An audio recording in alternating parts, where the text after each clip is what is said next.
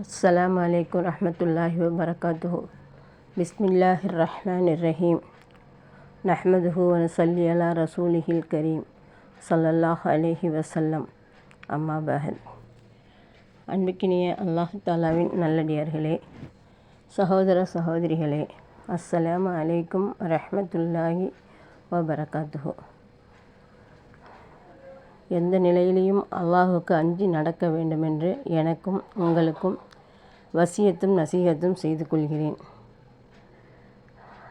நாளை வெள்ளிக்கிழமை நமது நபி ஸல்லல்லாஹு அலைஹி வஸல்லம் அவர்கள் மீது அதிகமாக ஸலவாத்துக்களை ஓதி இறைவனிடம் உலக அமைதிக்காகவும் இந்தியா பாகிஸ்தான் இடையே ஏற்பட்டிருக்கும் போர் பதட்டங்கள் நீங்கவும் துவா செய்யுங்கள் இன்ஷா அல்லாஹ். இன்றைய நமது நபி வழி வீடியோவில் நம்ம எதை பார்க்க போகிறோன்னா, சமீபத்தில் நாட்டில் நடக்கக்கூடிய சில விஷயங்களை பற்றி தான் உங்கள்கிட்ட பேச விரும்புகிறேன். அது சரியா தவறா அப்படிங்கிறத நீங்கள் தான் கமெண்டில் சொல்லணும்.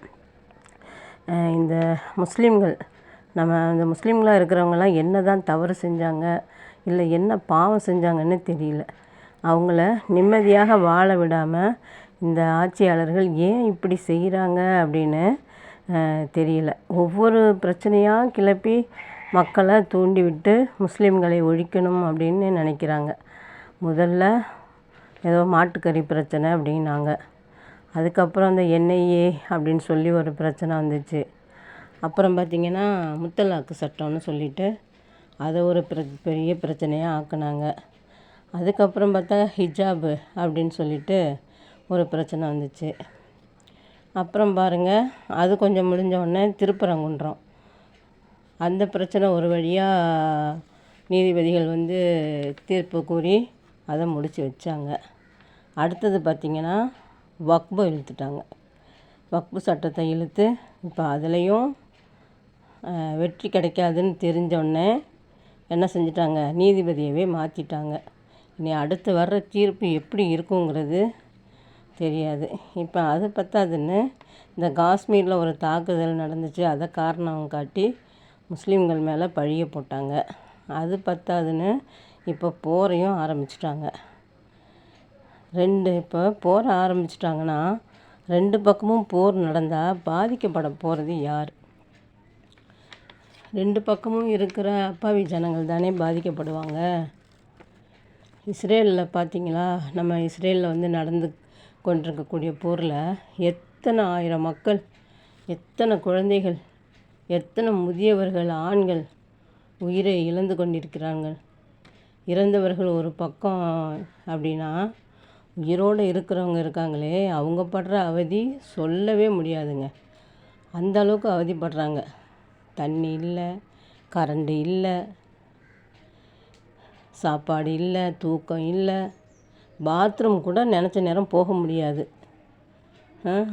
அப்படிப்பட்ட நிலமையில் இருக்காங்க. இன்னும் கை போய் கால் போய் உடம்புல பாதி போய் இதை சரி பண்ணலான்னா ஆஸ்பத்திரிக்கு கூட போக முடியாமல் எவ்வளவு கஷ்டம்.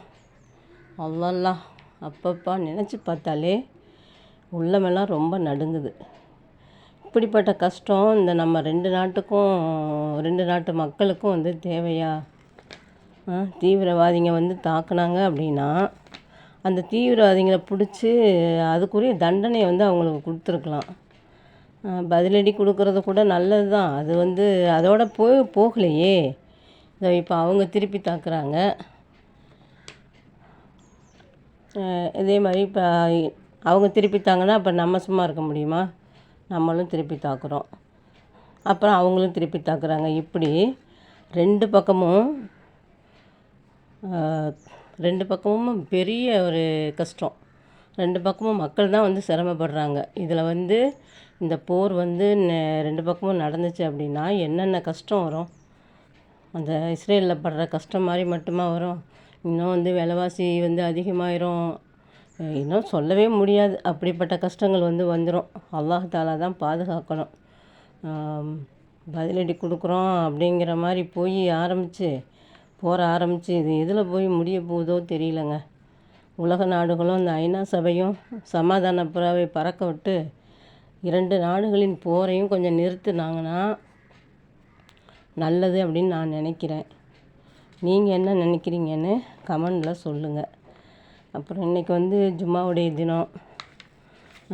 இன்றைக்கி எல்லோரும் வந்து அதிகமாக ஸலவாத்துகளை ஓதுங்க. அல்லாஹ் தஆலாட்ட அதிகமாக துவா செய்யுங்க. இந்த போர் மட்டும் இல்லை, அந்த இஸ்ரேலில் நடக்கக்கூடிய அந்த போரும் வந்து நிற்கணும் அப்படின்னு சொல்லி துவா செய்யுங்க எல்லா மக்களும். நம்ம முஸ்லீம்கள் மட்டும் இல்லை, இன்னும் நம்மளுடைய சகோதர சகோதரிகளாக இருக்கக்கூடிய எல்லா மக்களும் இறைவனிடம் வந்து பிரார்த்தனை செய்யுங்க. இப்படி தான் வந்து ஒவ்வொரு ஊர்லேயுமா சண்டை வந்து அது என்ன செய்யும், உலக நாடுகள் வந்து எல்லாத்துக்குமே சண்டை ஏற்பட்டு அது 3வது உலக போராக மாறும் அப்படின்னு சொல்லிட்டு சொல்லியிருக்கிறாங்க. அது மாதிரி வந்து வந்துடக்கூடாது. அது மட்டும் இல்லாமல் இந்த முஸ்லீம்களை வீணாக பழி போடுறதையும் வந்து மற்ற சகோதரிகள் வந்து நிப்பாட்டிக்கிறணும். பார்த்திங்கன்னா இப்போ திடீர்னு பார்த்தா இந்த மதுரையிலேருந்து ஒரு ஆதீனங்கிறவர், அவர் பார்த்திங்கன்னா தொப்பி வச்சவன் தாடி போட்டவன் என்னை கொல்ல பார்த்தான், நீங்கள் புரிஞ்சுக்கங்கங்கிறாரு. அப்படின்னா இவரை கொல்ல வர்றவங்க தொப்பியை வச்சு தாடியும் போட்டுக்கிட்டாங்க வருவாங்க? இப்போ உள்ள இளைஞர்கள்லாம் தாடி வைக்கிறதே இல்லை. முஸ்லீம் இளைஞர்கள் தாடி வைக்கிறதே இல்லை, தொப்பி போடுறதே இல்லை. அப்படி இருக்கிறப்போ இவருக்கு வந்து அடையாளம் காட்டுறதுக்காக, இந்த ஆதீனத்துக்கு அடையாளம் காட்டுறதுக்காக 2 பேர் வந்து குல்லா போட்டு தாடி வச்சு இவரை கொல்றதுக்காக வந்திருக்கிறாங்க. எவ்வளோ பெரிய அநியாயமான பொய் பார்த்தீங்களா? இப்படிப்பட்டவங்களெல்லாம் என்ன பண்ணுறதுனே தெரியல. இவங்கெல்லாம் பெரிய பெரிய பதவியில் இருக்கிறாங்க, நம்மலாம் ஒரு சாதாரண மக்களாக இருக்கிறோம். நம்மளை போய் இப்படிலாம் சொல்கிறாங்களே, இவங்களை என்ன பண்ணுறது? நம்ம எல்லோரும் என்ன செய்ய முடியும்? இறைவன்கிட்ட தான் கையேந்தணும். அதனால் அனைவரும் என்ன செய்கிறீங்க, அல்லாஹ் தஆலாட்ட வந்து துவா செய்யுங்க இன்ஷா அல்லாஹ். அது மட்டும் இல்லாமல் எல்லா மக்களும் நேர்வழி பெறுவதற்காக துவா செய்யுங்க. இன்னும் வந்து முஸ்லீமாக இருக்கக்கூடியவங்க 5 வேளையும் தொழுகையை வந்து கடைப்பிடிங்க. நிச்சயமாக அல்லாஹ் தஆலா நம் அனைவருக்கும் கிருபை செய்வானாக. இந்த வெள்ளிக்கிழமை ஜும்மாவுடைய தினத்தில் நம்ம அதிகமாக ஸலவாத்தை வந்து சொல்லணும்.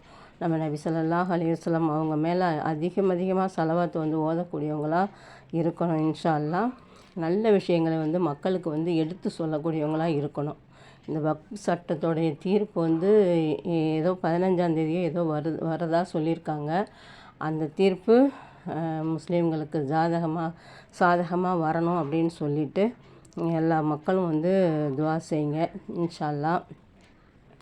அது மாதிரி ஒவ்வொரு தொழுகையிலையும் இந்த துவாவை வந்து நம்ம கண்டிப்பாக வந்து கேட்கணும். ஏன்னா நம்ம வந்து ஒரே ஒரு நேரம் மட்டும் கேட்டுட்டா அல்லாஹ் வந்து கொடுத்துருவோம் அப்படிங்கிறது இல்லை. நம்ம ஐவேளை தொழுகையும் வந்து நம்மளுடைய பாவங்களை போக்கக்கூடியதாக இருக்குது, அதோட நம்மளுடைய தேவைகளை நிறைவேற்றக்கூடியதாக இருக்குது. அதனால் நம்ம வந்து இந்த தொழுகையும் விடாமல் தொழுது நம்மளுடைய தேவைகளையும் அல்லாஹ் தஆலாட்ட வந்து கேட்கக்கூடியவங்களாக இருக்கணும் இன்ஷா அல்லாஹ். அடுத்த வீடியோவில் பார்ப்போம் இன்ஷா அல்லாஹ். கமெண்ட் பண்ணுங்கள், ஷேர் பண்ணுங்கள், சப்ஸ்கிரைப் பண்ணுங்கள். எல்லா மக்களும், உலக மக்கள் அனைவரும் சமாதானத்துடன் சந்தோஷத்துடன் வாழ நம் இறைவனிடம் அதிகமாக துவா செய்யக்கூடியவங்களாக இருக்கணும் இன்ஷா அல்லாஹ். அஸ்ஸலாமு அலைக்கும் ரஹ்மத்துல்லாஹி வபரகாத்துஹு.